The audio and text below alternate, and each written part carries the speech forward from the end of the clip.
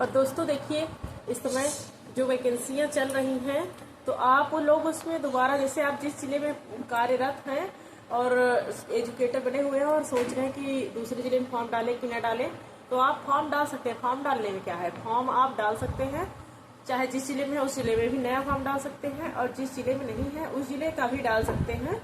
तो जैसे आप को कोई और स्कूल मिल गया तो आप पास का स्कूल ले लीजिए, और उसका वो जब जैसे ही ज्वाइन करने से पहले उस दूसरी वाली जो जिसमें आप लोग कर रहे हैं उसको रिजाइन भी दे सकते हैं। तो आप लोग देखने में क्या है, सिलेक्शन होता है कि नहीं होता है, तो आप लोग अपना उसमें फॉर्म फिल कर सकते हैं नई वैकेंसी में। तो ये डाटा आपका क्लियर, फॉर्म भर भी जाएगा। हमने एक में अप्लाई किया देख करके, जैसे प्रयागराज का ही, तो प्रयागराज में अप्लाई हो गया है। तो चलिए, धन्यवाद दोस्तों। अब देखिए, हम आपसे बात कर लेते हैं सैलरी के बारे में। तो सैलरी देखिए, इस समय जैसे क्वेश्चन रहते हैं बढ़ेगी कि नहीं बढ़ेगी, सैलरी बढ़ने के विषय में।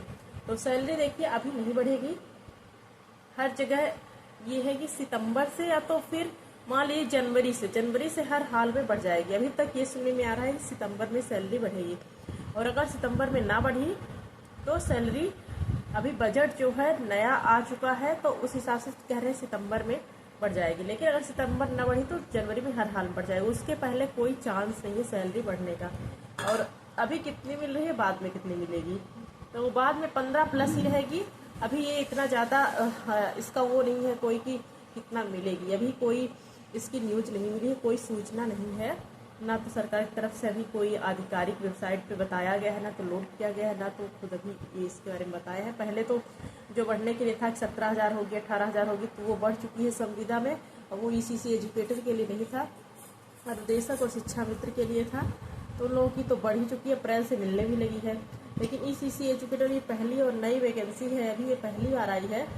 तो अभी देखिए, इसमें बढ़ने की आशंका तो है, बढ़ेगी, लेकिन इतनी जल्दी भी पहले सैलरी लागू होने के बाद तुरंत नहीं बढ़ जाती है। तो पहले से ही जितना चाहे बढ़ कर के मिले चाहे कम मिले, तो अभी जितनी मिल रही है 10,313 सैलरी मिल रही है हर जिले में। तो अभी पिछले कई जिलों में जब फॉर्म भरते समय उसमें यहाँ हम लोग जब भरे तो 10,313 शो कर रहा था, लेकिन और कई जिलों में जब फॉर्म भरते समय बताए थे कि सैलरी बढ़ के दिखा रही, 14,000 दिखाया गया था कई जिलों में। तो देखिए वहाँ भी जहाँ तक है दिखा तो रहा था, लेकिन 10,313 ही मिलेगी। अब इस समय देखिए कन्नौज में है, जैसे जो नई भर्ती चल रही है कन्नौज की, तो उसमें भी 11,000 लगभग 12,000 के लगभग दिखा रहा है, 11,900 तक दिखा रहा है। तो देखिए अब मिलेगी तो हर जिले में बराबर ही मिलेगी, लेकिन पता नहीं, अब जब ज़्यादा दिखा रहा है तो देखिए ये तो 1 महीने बाद ही पता चल जाएगा, 2 महीने बाद जितने लोग ज्वाइन करेंगे और उनकी सैलरी 2-3 महीने जब आएगी तो खुद ही पता चल जाएगा कि बढ़कर आई है कि बिना बढ़े। तो जब सितंबर में बढ़ जाएगी, अगर सितंबर में या अक्टूबर में मिलने लगेगी बढ़कर की सैलरी, तो पता चले कितनी मिली है। और अगर नहीं बढ़ी है तो जनवरी यानी 2027 में ही बढ़ेगी। अब ये 26 में तो मान लीजिए नहीं ही बढ़ेगी सैलरी। तो आप लोग उसके बारे में ज़्यादा विशेष चिंता मत करिए, जब बढ़ेगी तो सबकी और सब हर जिले में बढ़ेगी। और अभी इतनी 6-7 महीने इंतजार किए सब लोग, तो और 6 महीने देख लेते हैं, उसके बाद शायद नए सत्र से शुरू हो, जब नए साल से, तभी शायद सैलरी बढ़े। तो चलिए, धन्यवाद दोस्तों, ये सैलरी को लेकर हमारी बातचीत थी।